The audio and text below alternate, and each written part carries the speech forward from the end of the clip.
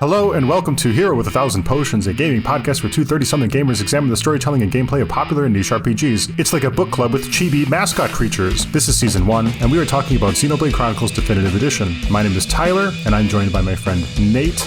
We invite you to join us on this adventure by playing Xenoblade alongside these episodes where we will explore Xenoblade chapter by chapter. This episode, we're getting into Chapter 7. As we get into this new chapter, I am noticing there is no intro, so to speak. There is no exposition dump telling us what we must do or where we must go. So I take the opportunity to take a little hop back to Colony 6. In our last episode, you said you had tried out the reconstruction effort. I was side quested out at that point, so I did not try the reconstruction effort.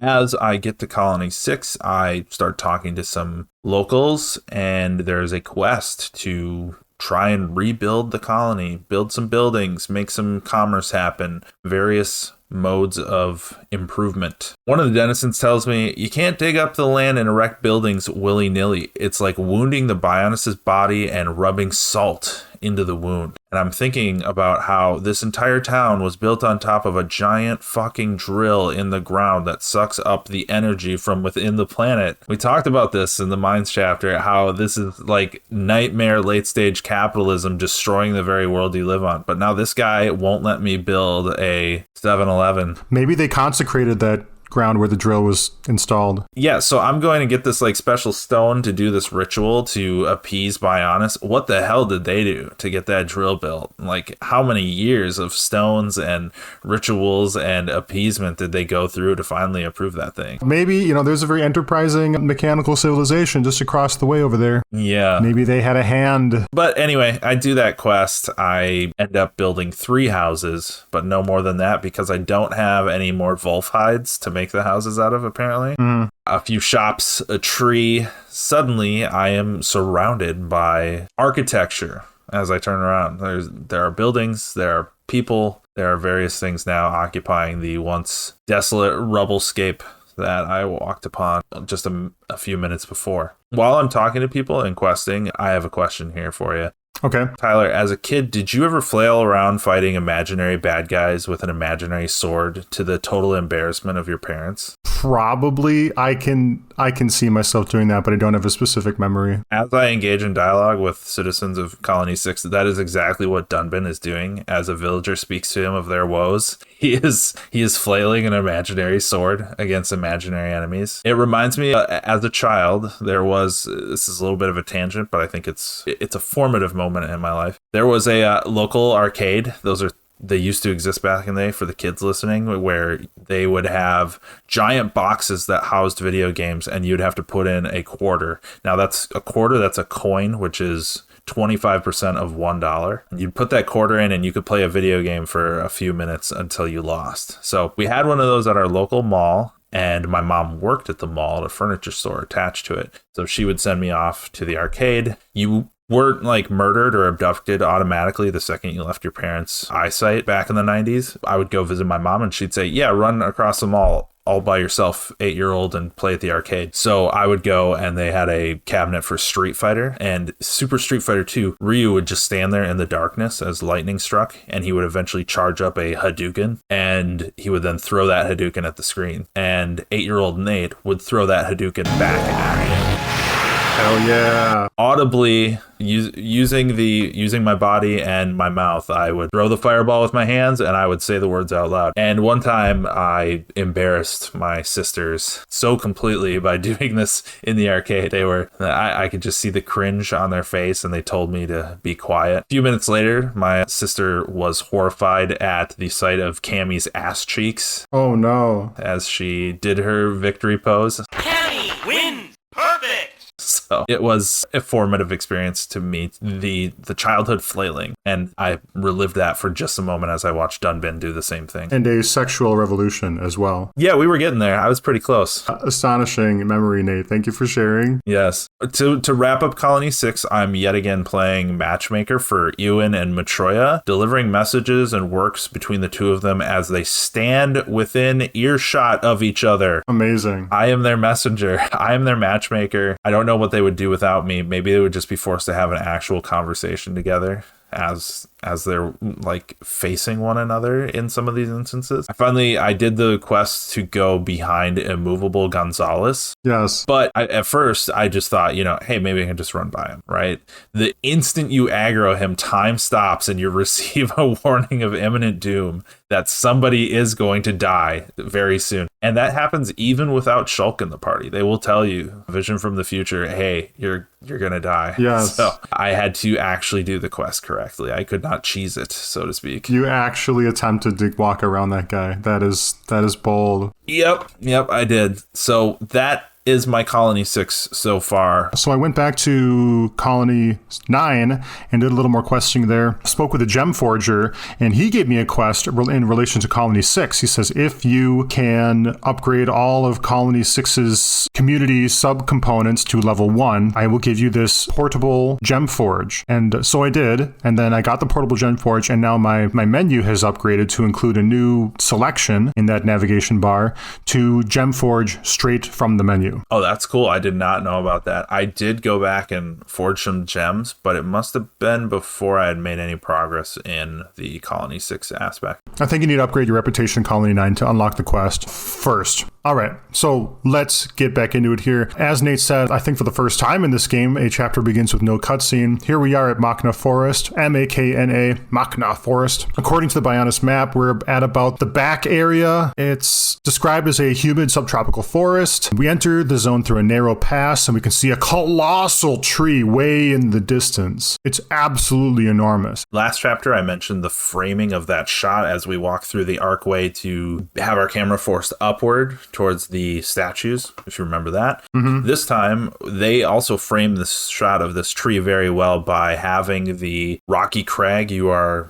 proceeding through create a vertical letterbox so that you're forced to have this thing be at the center of your screen. Yeah. At night, there are hearth fires glowing in the tree, and you can see it from this distance. It's pretty neat. This has like a kind of cradle of creation feeling to it, and you might get into that more when you start talking about some of the monsters and sites we have here. But if you need a little bit of a reference here for comic book people in X-Men, there is the Savage Land. It is a area in Antarctica, which is like an experimentation place where dinosaurs still exist, and the flora and fauna run rampant at a evolutionary scale that we don't see in our typical world. And I think also if you guys play Warcraft, you might remember Ungoro Crater or Sholazar Basin. Similar places kind of cut out of their local ecosystem, just wild with growth and vegetation and all forms of life exploding out from this area. So if that kind of gives you a little bit of an idea, if you're not playing along with us,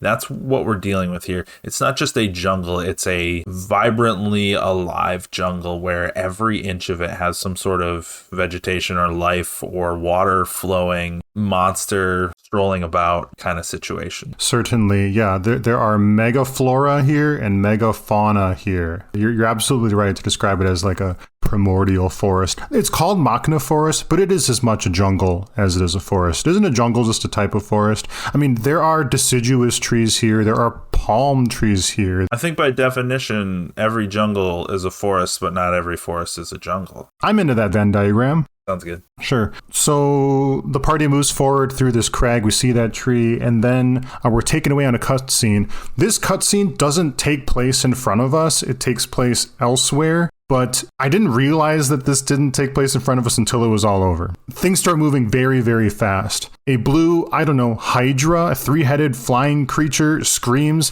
and comes crashing into what I thought was our immediate area. There are three armored humanoids that kind of oppose it. One says, Lady Melia, return to the Nopon village. We'll handle this. And these soldiers are wearing armor that kind of look like the high Entia statues we saw in Satoral Marsh. They have winged headdresses, and their helmets have faceplates that look like birds' beaks. And the woman, who's dressed in robes, she's kind of like a young priestess or mage, it's hard to tell, says, No, Izel. Izel is apparently this soldier's name. Do you really believe I would run away and save myself? They urge her to change her mind, and she rebuffs them, says, No, I cannot return to the capital with this monster still standing. So this squad is monster hunting. One thing I'm noticing about this In our past cutscenes with Shulk, we've gotten a vision of this character Melia, right? I think we can make that connection that we recognize her from the flashback. Oh, yeah. And then we've also got, we're just going to we've made a lot of deep calls here on this of what we think is happening or going to happen or who's doing what. So in that cutscene, I see a big old dude that something Emperor, the Emperor and Fiora were wronged by Metalface, and we see a big regal old dude. I'm going to say maybe he's the Emperor, right? But he has those kind of bird wings on his head as well. And now we've got these guards with bird wings on their heads. We've got statues from the High Entia of angelic figures with wings and things like that. I'm gonna go with, if you see somebody with a bird wing on their head, we're looking at a High Entia. Similarly, Melia has 2 protruding fixtures on her headpiece that would seemingly be, if they were just cloth, they would drape a little bit lower and more freely. I'm gonna guess that those pieces of cloth are concealing bird wings as well. Yeah, could be. She's the only one in the squad that isn't revealing bird wings from her head. The Hydra lands, breathes purple energy at the squad, and Melia exclaims, Izel, Hogard, Garan, Damiel. I don't think this is a spell. I think these are people's names. She says, bestow the light of your life unto me. Did these people die and now she's taking their life force to cast a spell? She raises her staff into the air and casts a spell. White magic. I'm getting a holy vibe from it. Don't know what happens next. We cut back to the party. And then I realize, oh, this is not happening right in front of me. Yes, and the other observation I'll make about the Hydra-like enemy they're fighting, there's a similar design language going on there with what little we saw of the Telethia in the prior chapters before Satoral Marsh. So there is some speculation on my part that we are going to be dealing with the Telethia here based on the scene we just witnessed. But previous encounter with Telethia gave me the impression that there was some sort of benevolent force within Bionis. And it doesn't look like the other Telethia. So as we, the party, arrive in the forest, like you said, it's a different location than where that cutscene just took place. We receive another round of basically the exact same vision that Shulk's been having ad nauseum recently, which is Metalface, him injecting the Monado with Viagra and just getting fucking huge Monado energy. And then we hear that line, the Emperor and Fiora, all, it's the same. We've been talking about Xenovision, Edvision of Edition. It's hitting us on the head so hard with these same sequence of events that we can just laugh about it now. We call this anime filler. I've totally talked about this in an episode before, but I'll say it again. The show Naruto, it's on Netflix. If you want to subject yourself to this, there's a character who he doesn't have all the skills as the other ninja, and he ends up hurting himself because he's trying too hard and he needs surgery, etc. And they just pad the runtime of like 12 episodes. You have to rewatch this segment of his past, of him like struggling through being a shitty ninja for probably, I'll just take a liberal guess and say 12 repetitions of the same scene have played through in this one season of the show. And I'm just like, dear God, stop showing it to me. I'm drawn back to that moment of that show when I see them replay the end game vision for Shulk. As we continue in the forest, we meet our, what's seemingly now the obligatory Nopon greeting party to the zone. And we learn that this is where Nopon are from. There are Nopon everywhere in Bionis, but if they had a homeland, a source, so to speak, that Machna Forest is it. We come to the conclusion that with this being their land, that we should probably go to the Nopon village because they're going to be able to help us navigate the region, get to where we need to go. We're seemingly completely lost, even though Dixon earlier gave us this 20-point guide on what we needed to do next. And like I said, I felt like that was going to be the rest of the game, Dixon's whole outline of what we needed to do. We now got to the forest, and there's this general sense among the party of, wait, where do we go? What do we, huh?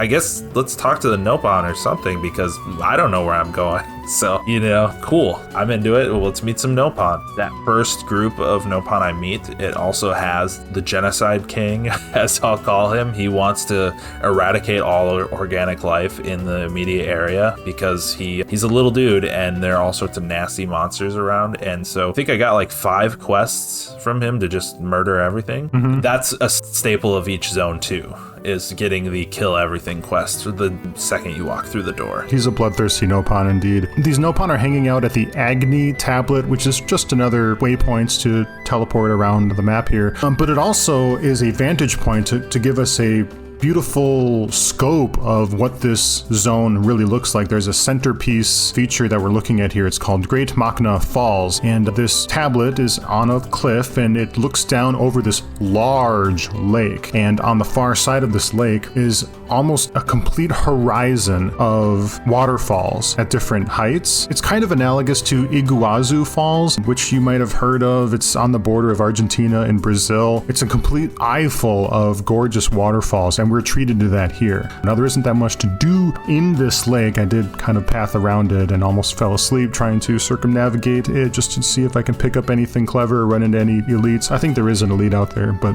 regardless, it's a beautiful vista that you'll be checking out when you arrive at these Nopon here. I'm going to take a moment to kind of explain a little bit more of the zone, how it's laid out here. So in the southwestern corner is Great Machna Falls, and then the lake empties out a river in the northeast corner of it, and there's a huge ravine on both sides that we can explore by these rope bridges. At the end of the river is another waterfall, but this one we can presume descends down perhaps to Satoral Marsh into those statues we saw in the previous chapter. But farther east of this river is where we will continue traveling. According to our map, we can see that there's more jungle east of the river here, and that'll be the direction we will be heading. But the first things first, we have to cross these rope bridges. So Tyler, as I'm looking around in this area, like you said, there's the big waterfall, there's the tree. Taking in my surroundings, and it's starting to occur to me like, oh, that cliff way down there, like, oh, there's monsters walking around there. I can actually go down there. There's stuff to do there. Oh, there's a beach down there. I can go there. And my video game brain, I'm constantly waiting for the invisible wall to kick in. We've all experienced it where you're like, that isn't actually in the game. That's just a picture. I'm watching a video of a waterfall, right? I swim directly up to the waterfall, and I immediately have this crisis in my mind of, am I going to have to swim up and down this entire thing to find the secret cave under the waterfall that is in every single video game known to man, the secret waterfall cave? I gave up. It was taking way too long, and I could not find the secret waterfall cave.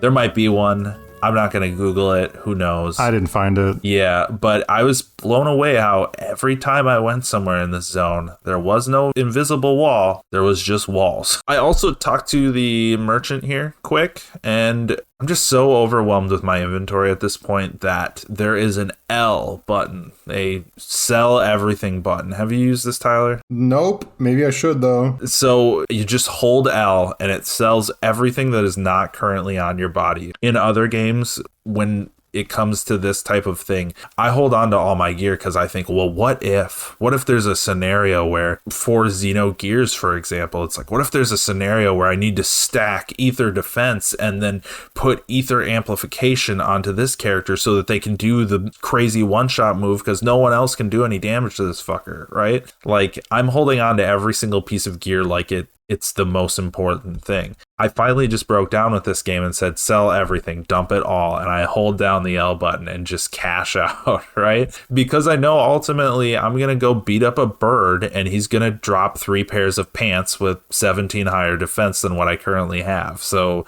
it's basically self-care at this point to get rid of all this garbage in my bags. And I come out of it 265,000 G richer for doing so. Holy crap. Yeah. Yeah, it was crazy. I'll say a little bit about the beasts we run into here in this zone. We run into Apis, which are dragonfly type monsters with lime green wings, occasionally carrying, a boulder, and has 2 unnatural looking pink discs that sprout from its thorax. We run into Eluca, which are scaled caterpillar. They're enormous and menacing. They kind of look like rhinoceroses in a way, but they have bright blue horns coming off its head and bright blue spikes on its back. We run into more quad wings. Those are, of course, the 4-winged owls we saw in the marsh. We run into Ferris, which are 10-foot tall lions with several jagged cobalt horns sprouting out of its mane, more spikes coming off of its elbows, and the end of its tail has 2 spiked clubs. We run into Dinos, Deinos, of the Plasma and Inferno variety. They are about 20-foot tall, white and gray raptors with a small crystal fin or magma fin on its back shooting electricity or lava, and they each have a baby version of it clinging to the top of its head. I don't know if this is a baby or if this is dimorphism or that's just the male. Either way, the smaller creature is growing into its jaws. It's like 50% jaws, this smaller guy. We run into Ancels, which are a yellow prehistoric bird like a Archaeopteryx with a spiky orange mohawk and a swordfish-like beak. Machnabrags, those are frogs, but this time they're absolutely enormous and scary looking. We run into Pteryx, Prix, which are like pterodactyls, but this one is level 97, stay away. Piranhas, more Upas. Farther along in the eastern area, we run into Orlugas, these hulking green humanoids whose arms are made for crushing. They're like knuckle draggers, but they're huge. But the knuckle dragging appendages aren't fists, they're like elephant stompers. And some of them have an anxious or disturbed expression on their face. It's kind of creepy. They seem to be enslaved Yeah. by another beastman race called the Hode. Am I saying that right? Hode or Hode? Hode, yeah. If this is a Japanese game, I think you would go Hode. Yeah. Like if it was spelled out in katakana or hiragana. Yeah, jungle Jawas. Jawa. The whole time I wanted to say sand people, and I'm like, that's wrong. That's not what it is. It's the Jawa. They're jungle Jawas. There's a lot of Star Wars going on in this episode. This is a little bit later. We're kind of out of order here, but hey, who cares? Mm-hmm. You're totally seeing Ewok land, right? It is. I mean, they lived in treetop towns, and yeah. Pro gamer tip: do not start a fight at the end of a tree branch. My chain attack was a cinematic look at Dunban delivering a powerful strike, followed by Ryan falling off the tree and running away. Because you can't control them, they will run up to the target, except the target is now halfway across the map because you fell off the tree. Yeah, that's not helpful at all. There are also enormous triceratopses called lake-lit mammoths. There are enormous T-Rexes called dinosaurs, and there are X. They are tall, teal-colored horses with a big bony horn that curves away from its face and then has another bony horn that curves away from its butt in a like symmetrical sort of way. That's kind of the bestiary here, but we run into the first half of them here and then the second half when we cross the river. Yeah, can we talk about dinosaurs quick? Sure. I feel like if I ever get into the realm of writing fantasy, that I need to circumnavigate the pitfall of naming things the same name but just adding syllables, because instead of dinosaur you have dinosaurs, and it's more work than it's worth. Let's just call it a dinosaur. The Soros is spelled exactly like George Soros' surname. Yes, that dinosaur Soros. And it's I don't know, like that thing just existed to piss me off. I was in the middle of a quest and it aggroed into one of Ryan's AoE moves, and it was just over at that point. And I was like, come on, why is this thing here? Just to be right in the smack dab middle of what I'm trying to do. I had a quest for an X-Elite, and a Dinosauros kept walking into my fight. Yep. A level 97, I don't know. Like, he ends your quest in the way you don't want. Oh, and you get to watch the 8-second cutscene of blue vision, you're about to die when it happens. So that's fun too. Found a little secret area called the Divine Sanctuary, where that is... Did you find this? Maybe. Where is it? It's part of a quest where you throw a memento off a cliff for Satata. Oh, yeah. Okay, yes. I found this place. It's overlooking the waterfall. Yeah. I throw the memento over the cliff, and then I also throw Sharla off the cliff with a light brush against her, sends her falling thousands of feet below. You gave her that shower. I could really do with a shower right now. Exactly. Perfect. Yes, she's been asking for a shower. She will not take that shower. So I finally just took the initiative and threw her into the waters below. All right, so as we get deep enough into the forest, we find Melia passed out. Doesn't know who we are, but Shulk recognizes her for who she is. Long story short, Sharla, the medic, deems Melia to be ether deficient. She is passed out from a lack of ether in her system. We will learn why a bit later, but it pulls Shulk into a quest due to the fact that I don't even think she would need to be a part of Shulk's visions. Just by Shulk's nature and character, he would want to help a fellow humanoid passed out on the side of the road, but there's an extra degree of importance here due to the fact that he recognizes her. Shulk is prompted to take on a solo quest to gather water ether to help Melia recover from her current deficiency. Ryan, being the genius that he is, asks Sharla if she's gonna shoot her with a gun of water ether. I'll load the crystals into a cartridge to shoot from my rifle. Hey, you're gonna shoot her? No, silly. I'll fire them into the air and the dispersed ether will heal her. That's what I thought. I understand the bucking up of the ideas. It's making more sense now because we're getting more and more hints of Ryan saying dumb stuff. I wasn't picking up on it before, but now that Dixon kind of clued me in, I'm seeing it too. Ryan is big dum-dum this episode. You mean go on in this heat? I'm sweatier than a brog's armpit. So Shulk goes on his little quest. So he takes me to the beach I previously visited. I had a nice little warp point waiting for me. Shulk goes alone, by the way. It's a little suspicious. Well, it's a little plot armor.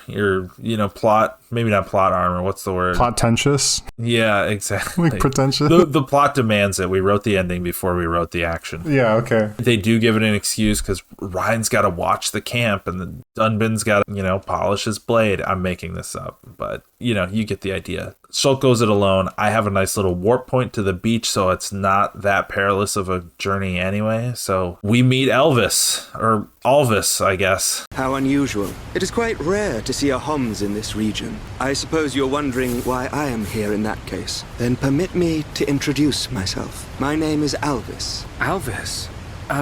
My name's... It's Shulk. And there's two things that I'm going to point out about Alvis. This is the guy we've seen before. He's the guy in the dream. He's the guy with the Telethia 2 chapters ago. Yeah, and at the end of this sequence, I have a new name for him. Uh-oh. If Shulk is the Monado boy, then Alvis is the Monado bro.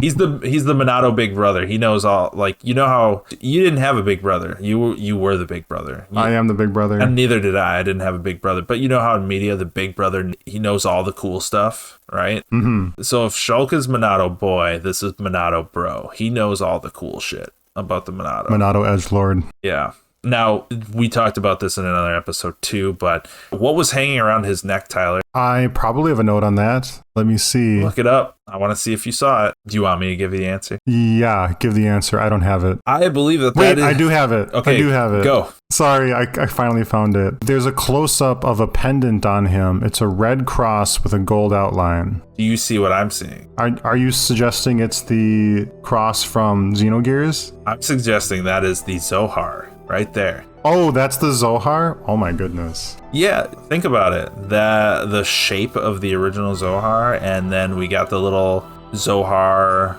key card in Xenosaga. You're probably not as familiar with that one. Okay. Oh, you know what? Oh man. You see it? I do see it. It is tablet-like. It doesn't have the all-seeing eye in it, but it is. No. All right. Okay. I don't know why that didn't come to me in the moment, but yeah, it is very Zohar-like. I'm telling you, they've officially said these games are not linked. We're not going there. We're not conspiracy theorists, but I like to point out that shared design language, that legacy woven between the series. I love that kind of stuff. We'll probably continue making those connections all the way to the end. Yep. So Alvis shows up. He's wearing weird anime pants that make no sense. He's got a new Monado power. I'm just going to call it Disenchant. It's called Purge. Purge, when you're playing an RPG and the enemy has a buff and you want to say, no, get the fuck out of here. Yeah, it's a Dispel. Yeah. Dispel, that is the word. I wasn't even right with Disenchant. So perfect. You fixed it for me. No worries. Telethia are here and not as helpful as they were before, right? Mm-hmm. I thought Telethia, angelic, bird-like, protectors when we first saw them back in that previous chapter. Mm-hmm. But now, I'm almost certain now that a big Telethia attacked Melia at our first little cutscene there. Mm-hmm. And now smaller Telethia are attacking Shulk. Apparently drawn to the wavelength or frequency of the Monado, as Alvis puts it. The boys fight together, but Shulk has issues attacking the Telethia. The problem is that they can read his mind. So even if Shulk receives a vision and changes, the Telethia can see that he's going to change, and they change, and it's a vicious cycle. So Alvis takes up the Monado himself and uses that purge move to get rid of that ability from the Telethia. The fight concludes, the Telethia are dispatched. Shulk has questions, and Alvis has vague nothings in response. There wasn't anything pertinent you took from what he said, right? The pertinent things I take from him is that he knows stuff. When Alvis introduces himself, he's mysterious and sexy, if you're into that sort of thing. He goes, Shulk, you're the wielder of the Monado, defender of Colony 9, the hero that has all Mechon running. He's dressing up Shulk, telling him that he knows about it, he knows a lot about him, and hey, he knows how to wield the Monado too. He teaches Shulk a new skill. Maybe he's doing a Graf thing, where Graf is like, I'm sculpting Faye's powers by throwing these challenges at him. The Monado is a divine sword capable of disturbing the very fabric of existence, of both the material and the immaterial. Is that little monologue of his kind of tongue-in-cheek poking fun at Shulk? Because he has all Mechon running, but here's this guy who knows more about the Monado, who more capable in combat. Is it kind of like oh yeah, here's the wonderful Monado boy, here he comes. I'm literally coming to a point that I did not have in my notes, and that just occurred to me, right? I didn't jot down the dialogue, and I'm making a connection now. The material and immaterial, the disturbing of reality, the manipulation going on. What does that sound like to you? Disturbing of reality? What certain object have we dealt with before that has a like reality warping effect to it, The magic credit card. Yeah, exactly. So I'm going back to that. I think that's, again, this is reinterpretation of a similar same story. We're on reinterpretation number 3 now. Or maybe it's 2 because the first one isn't a reinterpretation. But we're on version 3 of this story, and the true source of power for the Xenogears was an object that had the power to change reality as we knew it. So now instead of Xenogears, we have Xenoswords. Ryan busts in, Alvis is gone, Ryan thinks we're nuts, we were just sitting on the beach having a wank by ourselves. There's no one here. I'm telling you, he was right here. He even taught me how to unlock a new power from the Monado. Just you and me, Shulk. Ain't no one else around. You probably passed out from dehydration and dreamt this guy up. Come on, wait till the others hear this. He was here, Ryan. I didn't dream it, I'm not lying. Okay. I believe you. And while you were having fun with your imaginary friend, did you find any ether crystals? But the game doesn't leave you, the player, to question whether that was a vision in his head at all, because Alvis is standing on a rock watching the other two walk away. It is astonishing to me that Ryan thinks this story is unbelievable. That gaslighting motherfucker. Hang around here long enough and we'll get whacked by an imaginary beast. Yes, it's kind of like the thing of, people say, oh, that's unrealistic to have this happen in your story. And it's like, you're in a world of magic and insanity. Why are we talking about realism here? It's like, Ryan, come on. You got a guy who's seeing visions of the future. He's slowing down time, warping, creating shields, all sorts of shit. And he says, hey, I just saw a guy. And Ryan's like, no, you did not just see a guy. Get the fuck out. Ryan must be suffering from a brain tumor. A couple chapters ago, he's like, I have all the confidence in the world in Shulk, and you believe him and believe in yourself, and I'm going to believe in you too. And he even goes out of his way to explain the nature of Shulk's visions to other people that are not buying into it. And now we're here, and he's just like, you saw another person on a beach in the forest? Impossible. Exactly. So we do find the water crystals and we take it back to Sharla and Melia and Dunban. We resurrect Melia. She informs us of her quest to take down the big Telethia, right? And she says how her comrades were slain by it, and it's a whole thing. We offer to help her on her quest. We're trying to get to the Nopon capital. She can get us there. We can kind of all reconvene and assess next steps together. It's the least she can do for us helping her. And then Melia joins the party. Melia is a young woman with silver bangs and locks that curl like a fruit roll-up above her shoulder. She wears a pink, white, and gray priestess dress skirt, a pink and white cloak that comes with semi-attached sleeves that conceal her arms but open up at the wrist, revealing white shoulder-length gloves. Under the cloak, she wears a white, purple, and light blue mini dress cut well above the knee, black knee socks, and stylish black and white fold-over boots with light blue accents. Her weapon of choice is the staff. She's a mage. She has electricity-inspired fire spells, a healing over time spell, a sleep spell, a bind spell which roots people in place. The transmog system will not let me remove her hat. Yeah, there are definitely bird wings under there. Calling it right now. Oh, sure. Oh, that's why, huh? I never thought about that. Yeah, because if you go with the beach outfit, she's totally going to show you her bird wings under there. So I'd say let me put another hat on top of her existing hat. What's the problem, game? Come on. We finally get to Nopon land as we continue through the jungle. We're prompted with a new battle mechanic, monsters with spike abilities. These automatically damage and inflict debuffs on party members in certain situations and cannot be circumvented unless you use Purge. As Melia is rescued, she leads the way. It's kind of self-explanatory. We would have explored this jungle in the same way anyway. But we cross more rope bridges. We finally arrive to that giant tree that was framed at the beginning of the chapter. And it's a lot. There are several pathways leading our way to the tree that are rope bridges with wooden platforms linked together that carry us over a sea of monsters that are much higher level than us. As I greet one of the Nopon along the rope bridges, he says, "Nopon never lie, so it's definitely safe to walk on the rope bridges all the way up to the Nopon capital of the tree." What was the name of the tree again? Frontier Village. So as we carry our way through, I am struck by how this is Ewok land. This is Endor, right? Or the moon of Endor.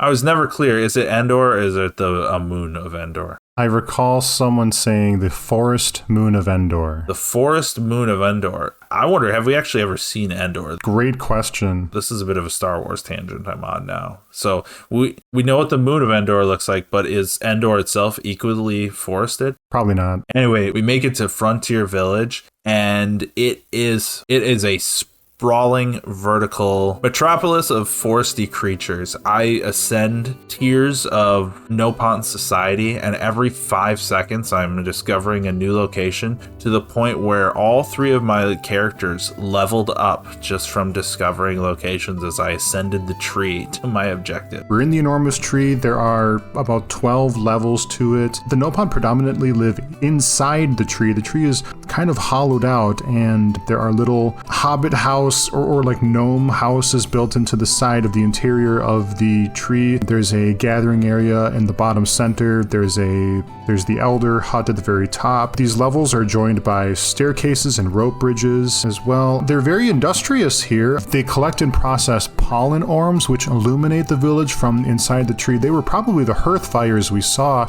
in the distance, and these pollen orbs have other secret applications that the Nopon are withholding from us. Also at the very, very top of the tree is a lake called Apex Lake. It's not as big as the other lake we saw in this zone. It's a pond, it's not a lake. It is a hallowed magical place. As we arrive, the chieftain of the Nopon village here, Dunga. Yeah, he greets Melia by calling her Bird Lady. Yes. Again, we've already talked about it. We got bird wing hair. So 100% confirmed there is some bird wing hair underneath that hat. Several Nopon gather. Hum here! Hum here! Who? Who? Hum everywhere! Me want touch hum. Me hum. Hum taste pih. Hum scary. Ooh. They're joyful and enthusiastic and curious and stupid and interested. You know, they're like little puppy dog voices. My favorite is the one who every time you talk to them, they greet you with yes, no. So me being the completionist that I am, I've added about 15 side quests by just arriving at this location. I think in 2010, this game was taking Final Fantasy XIII's linearity to court and pronouncing death by guillotine, because these quests are taking me everywhere, to every inch of a sprawling, circular, winding, twisting, arriving back at itself. Countless times I am lost and refinding what I need to do zone of wooded forestry insanity. Yeah, I think I went up and down those levels several times, and that's in addition to the teleporting we can do within it. And I'm talking about the area outside too, for sure. these quests to where they're taking me. There is another murder fest that they are happy for me to take part in. Yes, no. It's highlighting for me how wildly inconsistent quest tracking is in this game. Some quests I'm not tracking show their objectives right on the map, others don't. Some items have a nice little red glow to them to show that they are indeed objectives, others just randomly are. Some will only appear to you if you track them, specifically if you set them to being a tracked quest. And then others, you'll get a nice little cutscene that says you're going to need this one for later. So that's mildly annoying to me as somebody who likes organization and whose job, as I've mentioned before, UI and usability. So these are things that bug me and I think about all day of how I would make them better. So just something to think about there. I'm going to add one more factor to that too. You can accept a quest. You can complete the requirements of the quest, but there's a chance you may not be able to turn in the quest because you don't have enough reputation in the city you're in. And that's what I ran into here. There's also a chance you can't turn in the quest because it's not the right time of day. Right. Which might be why you're running into, like, you can't see those objectives on the map, because it might be the wrong time of day. It could be the wrong weather. It could be you might have the wrong person in your party. Like only Shulk can handle this item and stuff like that. Yes, and then also there was the aspect of, God, I'm trying to remember now. It was just on the tip of my head. There's a lot of quests, and we could go on and talking about it. We don't want to. There's a lot of goddamn quests here. Yeah. All right, let's move on. So there is another beast tribe. We talked about them, Hode, but I'm going to dive just a little bit deeper. I wonder if the game's going to acknowledge this aspect of inherent manifest destiny within the world of Bionis, that there are a certain few races who have the right to invade, freely traverse, encounter others without repercussion or straining existing treaties. As an example, I'll say the Nopon had an existing policy of détente with the Hode. I'm going to call them Hode. I don't know if they're Hode. Sure. I'm just going to call them Hode, right? I'm a white guy. Jungle Jawas. Yeah, the Jungle Jawas. The Nopon have like a policy of détente. You stay on that side of the jungle, we stay over here. Would enlisting Ham mercenaries to go murder them be a breach of that understanding and incite a wider conflict?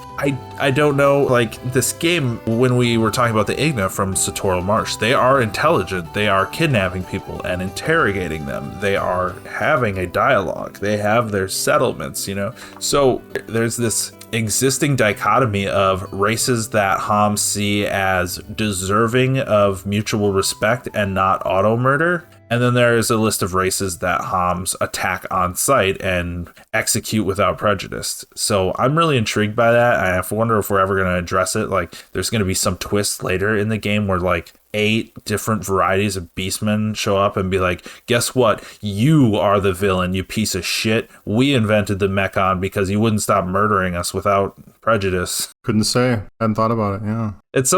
It's always easy to, the monster race in every video game, it's always easy to just go kill them and not ask questions. But those games that do kind of propose the thought process, I enjoy those moments. So just something to think about. I also just barely defeat Breezy Zolos with Sharla, Dunban, and Melia. I had like 14 HP left with Sharla. The other 2 were dead, and I delivered a Thunderbullet! Thunderbullet! Fire! Straight to its face and killed it. Were you able to take out Breezy Zolos? That was the quest where a level 98 Tyrannosaurus Rex kept joining the fight. It took me several attempts to get it down. Same here. Had the exact same problem until I made Sharla my party leader and just went and sat in a corner and had her shoot the objective over to her in the corner. Then the dinosaur wouldn't patrol into my region. Brilliant. That's all I got for side quests. So we speak with the chief. His name's Dunga. He has a long pink beard and a headdress. He's kind of Buddha-like. He's interested in granting us safe passage to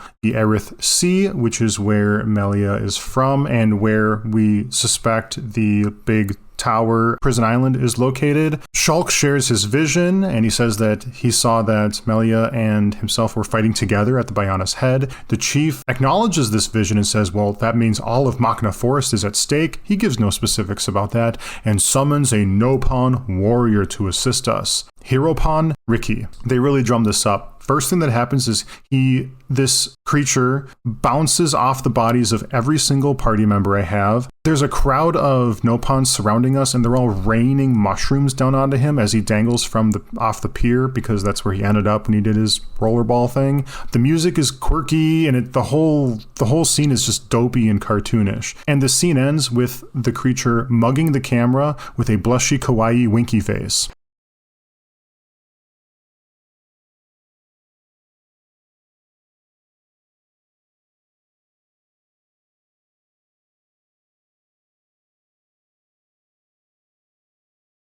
I thought that they were throwing mushrooms at us in a sign of disapproval that Shulk did a volleyball set, and I can't remember who. Was it Melia? Did she spike Rika like a volleyball?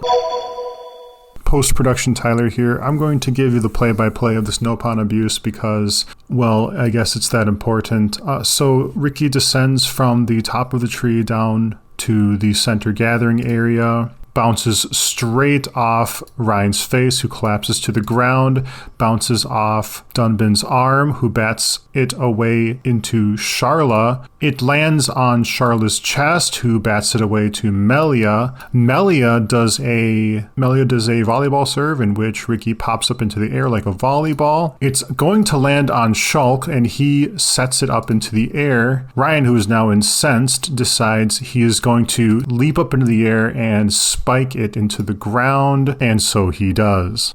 I don't remember. Things were happening so fast. Yeah, I think they're throwing mushrooms at us in disapproval, not in celebration of Riki. The team talks about making plans with Riki. They just talk about him like they don't know he's standing there. First thing he does is he asks us to buy him equipment. Friends, help Riki get ready.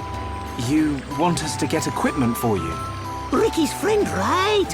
Hum clever. This guy is totally unprepared for the role, and the Nopon Elder is just kind of assigning him this duty here, it kind of feels like. Sharla asks herself, is it me, or did we just suddenly become Nopon mercenaries? Is it just me, or did we suddenly become Nopon mercenaries?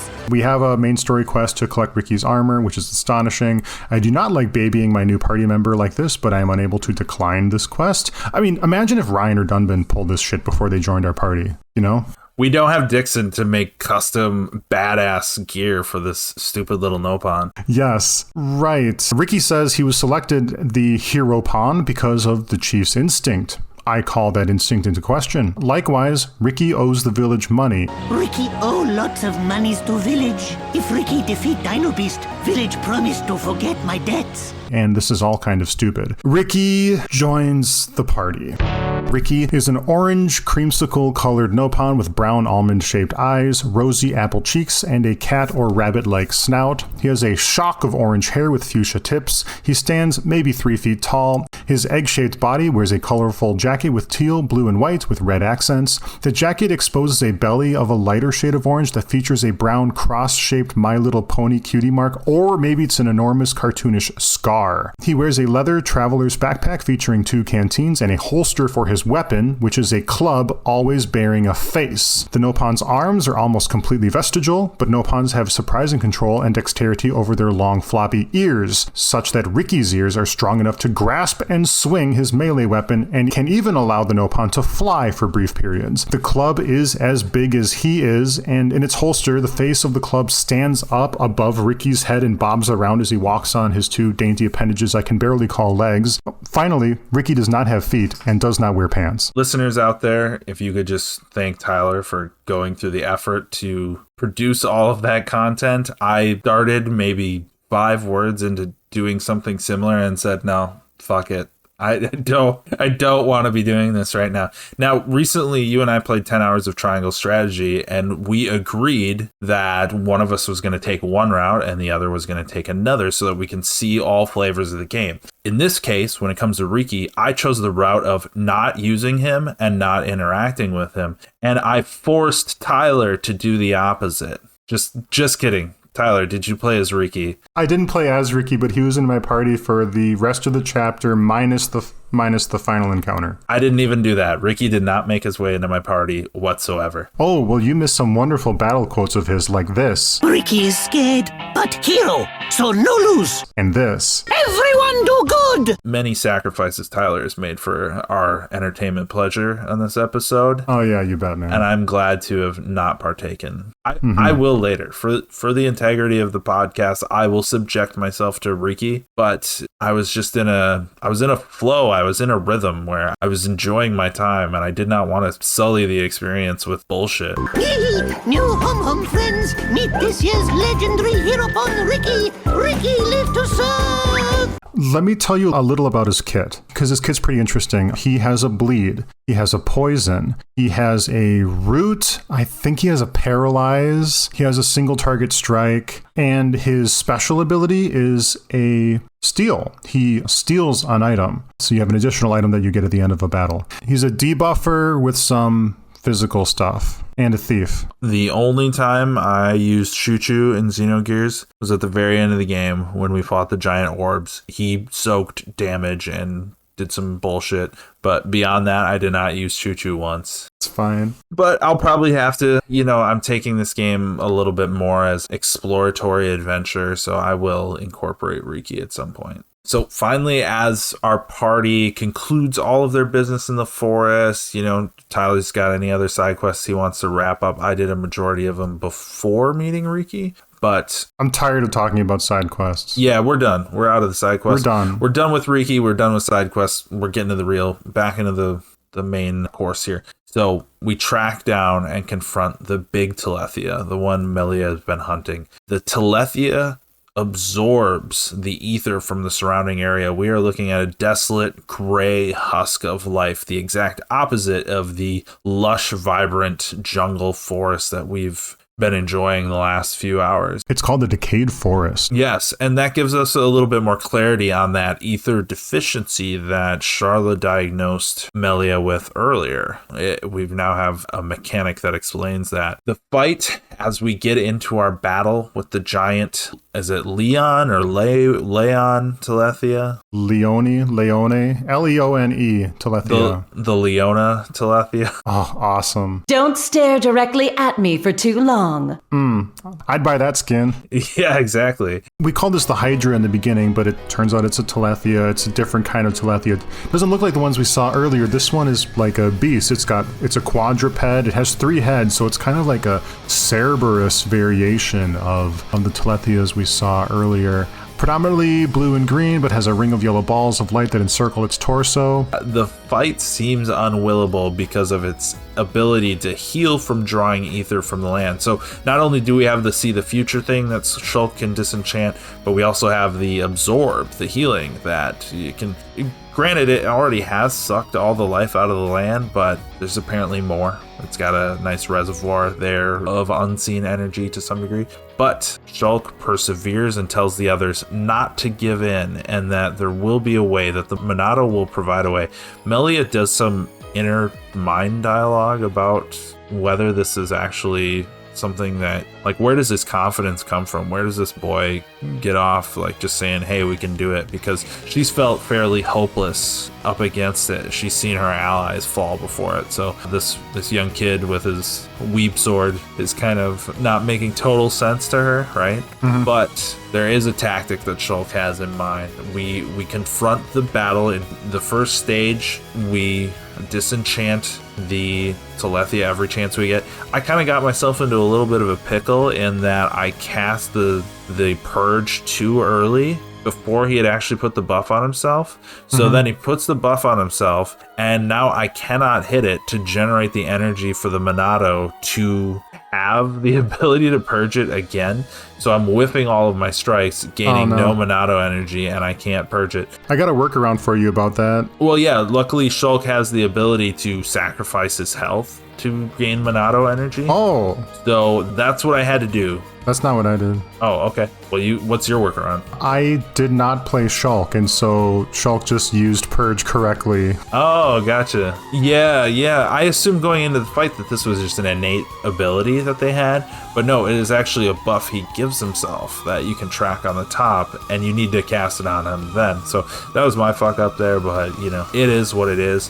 We got there. So the second time around, the Telethia heals. You do pretty much the same thing, but the story kicks in where Shulk says for everyone to do to unite their powers and use all their biggest shit all at once. And so Melia once again summons her giant holy beam at the same moment that Shulk is going hard, Rhine's doing Rhine stuff, everybody's doing what they got. And the idea is that yes, the Telethia absorbs ether, but is there a limit to what it can absorb? And sure enough, it takes in too much energy all at once and explodes. It implodes. Implodes, yes. So Melia's faith in us is growing after seeing Shulk's competency and his ability to wield the Monado. She's not questioning as much, and she thanks us for our service. We return to Frontier Village with her mission being complete. We talked to the chieftain again, and it seems like at this moment we're about to part ways. Our original party is going to go on their way to the Aerith Sea, but I don't know what impetus there is for Melia joining us on this. I forgot. As thanks for assisting her in destroying the Telethia, she has decided that she will be our guide to the Aerith Sea. Where are you going anyways? Well, we're looking to get to Prison Island. Oh, I've seen Prison Island, but I've never been there before. One of the big story beats is that you can't just go to Prison Island. You need permission from the Emperor. And that involves going to the High Ante homeland, I suppose, right? Mm-hmm. We need permission from the Emperor to go there, and apparently Melia's gonna get us an in. I would like to repay you for your help. Permit me to act as your guide to Aerith Sea. Now, again, we haven't said what Melia is. They call her Bird Lady in Nopon world. I call her Bird Lady because of some astute observations of mine. But also, she refers to us as Homs all the time. Huh, right. She's clearly drawing that line herself. So the fact that she's going to introduce us to the High Antia Emperor and get us access and be kind of our go-between and guide, she's obviously kind of projecting out there that she's more in line with that society than ours. And Ricky's coming with too. Dunga, the village elder, says he has a new prophecy that the Hiropan will further his legend by assisting these Homs in their adventure to get to Prison Island. And Ricky protests. He says, I didn't agree to this. And then the elder says, well, it's the prophecy. The prophecy? You just made that up. That makes me mad. And it doesn't matter. Guess what? We meet Ricky's wife and his, 10 little Nopon babies. Wife and children? Ricky, how old are you? Ricky have 40 years. Oh. Friends look puzzled. He's the oldest in the party. We meet his wife. She's cute. Her name is Oka, O-K-A. She's a peach-colored Nopon that also has a shock of red hair. The reason Riki is actually being told to go on this quest is because all of those kids eat way too much and are running up his bill. So Riki is apparently a player. He's got big debts and bigger balls. Yeah, they are, yeah. Maybe he's got big balls and bigger debts, if we're being honest. If his money issues are the biggest problem he has right now, not the procreation. Yeah. Right. Oh yeah. So the prophecy was like, you're still owe debts to me. Why don't you go, get some fame and fortune and bring it back so, I can release you from these string of prophecies that I decided you're going to play a role in. And apparently the Nopon society is not socialist or communal in nature, because the kids are actively screaming that they're hungry, and it's all upon Riki to solve that problem for them. There's not a community well-being program for these children. If Riki doesn't fight, these kids will starve. But we will shower folks with mushrooms in protest of their bad behavior. Yes. We talked about meritocracy in the Triangle Strategy Review. I'm getting a strong meritocracy feeling in Nopon World. Ricky's got to prove himself, but he's obnoxious. I'm going to keep calling it Nopon World because it does feel a little bit like Disneyland, like a attraction of sorts, not a place I'm supposed to take seriously. Dunga says, well, in order to get there, you'll go up to the top of the tree to Apex Lake, which is not a lake, it is a pond, and they will take us there. And we don't know what that means exactly yet. How are we going to get to this Aerith Sea? So we visit Apex Lake. At the top of the tree, a transport guide says they will take us there in a flash of light. Yes, we're ready. Get me off of this tree.